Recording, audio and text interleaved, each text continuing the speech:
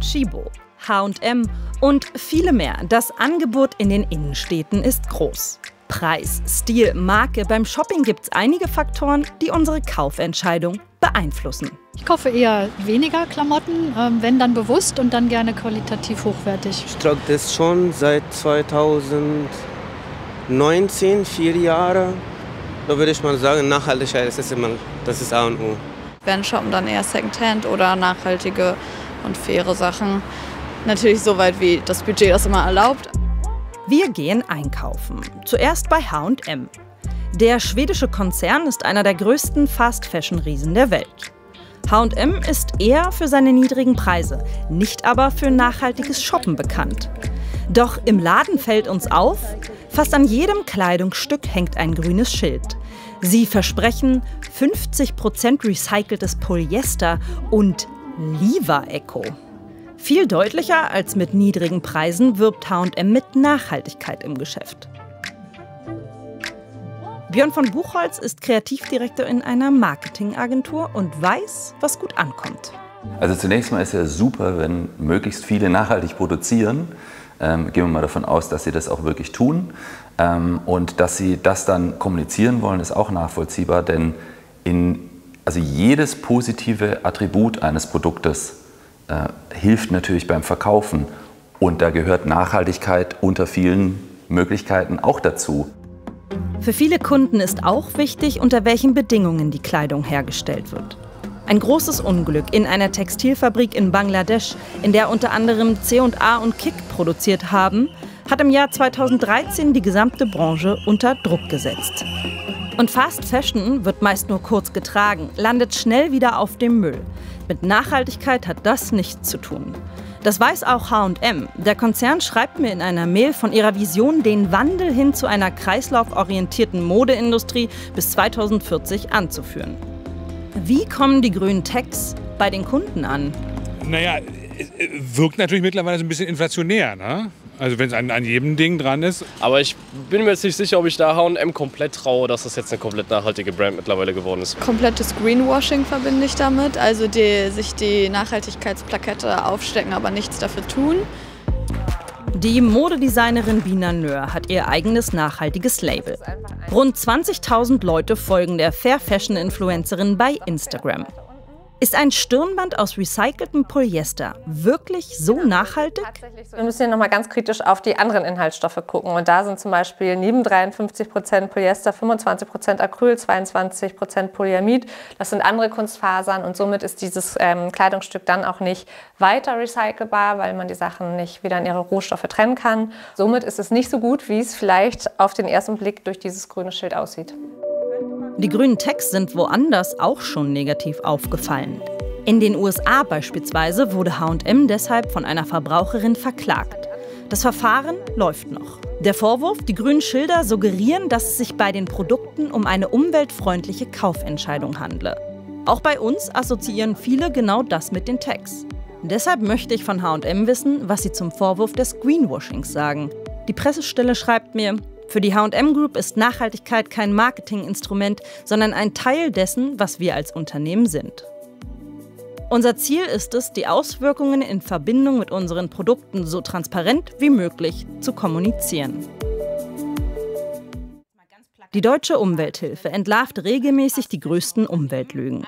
Zählt so ein Nachhaltigkeitsbestreben von Fast-Fashion-Konzernen auch dazu? Meiner Überzeugung nach ist es so, dass es wirklich schwierig ist, Fast Fashion nachhaltig durch und durch nachhaltig zu gestalten, weil, wie gesagt, da liegt der Fehler eigentlich im System oder in der Struktur, dass man eben nicht langlebige Kleidungsstücke auf den Markt bringt. Klar, auch da gäbe es wahrscheinlich Möglichkeiten, um den Abdruck etwas zu verkleinern.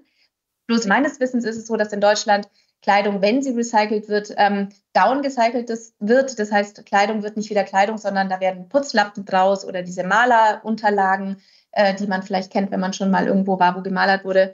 Aber dass eben nicht neue Kleidung daraus entsteht. Überflüssigen Konsum reduzieren, das hat sich auch H&M zur Aufgabe gemacht. Sie schreiben mir konkret: Wir sind uns darüber im Klaren, dass die H&M Group Teil des Problems ist. Aber wir sind auch entschlossen, Teil der Lösung zu sein. Wir möchten Überproduktion grundsätzlich vermeiden und bemühen uns, nur das produzieren zu lassen, was wir auch verkaufen können. Daran arbeiten sie und das ist ihr Ziel bis 2040. Wie sieht es bei anderen Unternehmen aus? Wir gehen nach nebenan, zu Tchibo. Auch hier lesen wir mit recyceltem Material oder mit Bio-Baumwolle. Hier Fasern aus der Natur. Und diese Mütze ist aus PET-Flaschen hergestellt. Und auf der Rückseite steht: Danke, dass Sie mit diesem Produkt auf mehr Nachhaltigkeit setzen. Ja, okay. Und dann sowas finde ich zum Beispiel gar nicht so schlecht. Wenn man sich dann wirklich informieren wollen würde, dann könnte man das wahrscheinlich ein bisschen besser nachvollziehen, wenn man den QR-Code jetzt scannt. Hier steht immerhin schon mal aus, dass es aus PET-Flaschen recycelt ist. Hier würde ich dem Ganzen mehr trauen als bei H&M, sagen wir mal so. Mehr Vertrauen dank zusätzlicher Infos direkt am Produkt. Tchibo zeigt, wie es kundenfreundlicher geht.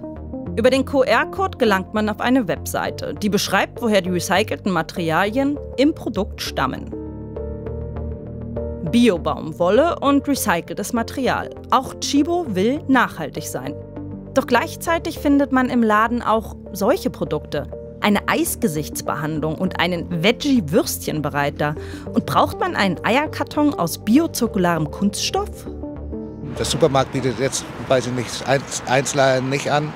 Aber kannst ja vom Markt holen und dann ist es ja ganz praktisch, würde ich sagen. Ich weiß jetzt gerade nicht genau, was biozirkularer Kunststoff ist tatsächlich. Das überrascht jetzt wahrscheinlich alle. Aber ich bevorzuge meinen Eierkarton als ganz normalen Eierkarton. Macht für mich hinten und vorne keinen Sinn. Und wenn es einem wirklich um Nachhaltigkeit geht, dann würde man sowas auch nicht herstellen. Ein Frischhalteschutz für eine halbe Avocado. Oder eine Biskuitrollen-Dauerbackmatte.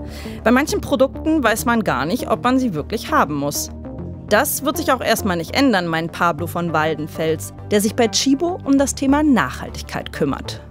Natürlich lebt Tchibo davon, zu inspirieren und irgendwie Bedarfe auch zu wecken. Das war immer schon in der Genetik von Tchibo verankert, Produkte rauszubringen, wo man sagt, da wusste ich vorher noch gar nicht, dass ich das brauche.